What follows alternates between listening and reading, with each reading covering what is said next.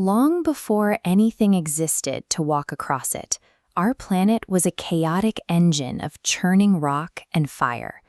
The young Earth was dominated by raw, violent physical power.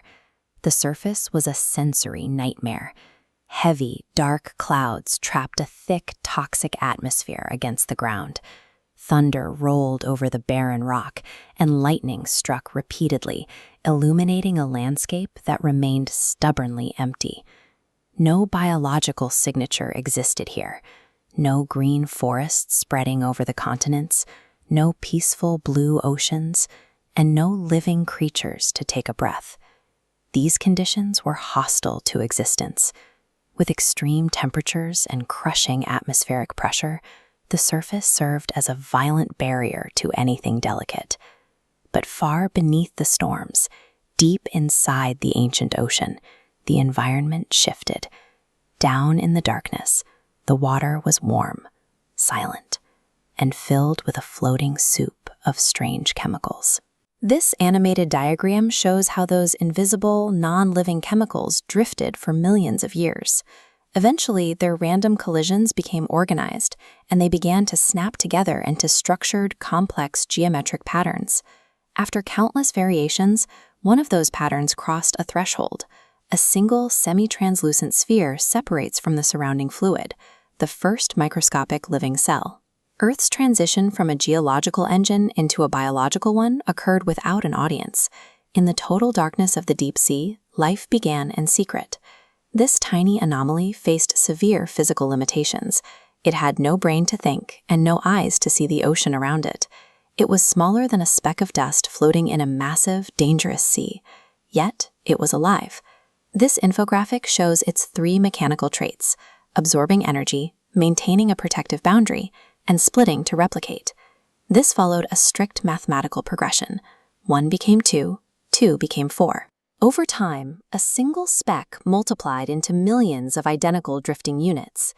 This relentless math was life's primary defense. Against the violent scale of a crushing planet, rapid multiplication ensured that biology would endure. But endless multiplication requires a constant fuel source. As populations grew, life faced an energy crisis. To survive, certain cells innovated by floating upward to capture raw sunlight. This flowchart shows photosynthesis, converting light into power. A cell absorbs a solar vector, ejecting oxygen. A line graph spikes as oxygen floods the ocean. Initially toxic, this forced adaptation. The data flow reverses. Surviving cells absorb oxygen, using it as fuel to multiply rapidly.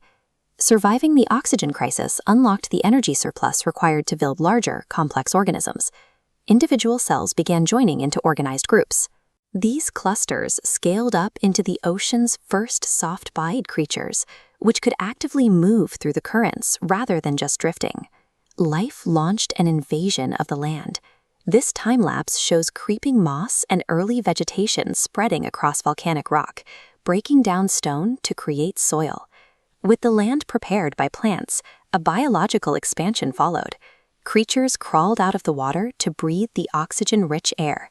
Insects took hold, reptiles soon appeared, and mammals walked across the continents. That microscopic speck from the dark ocean successfully terraformed the planet, rebuilding the surface into an environment designed to sustain itself. Millions of years after those first plants touched the rock, we reach the present day, and the arrival of modern humans. It is easy to view our cities and technology as something separate from the wild world, as if we arrived independently of the history that preceded us. But your lungs are processing that same oxygen byproduct right now.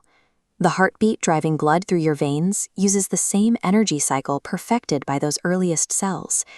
Human consciousness and biology are the latest iterations of an unbroken chain of survival, stretching back to that original ocean.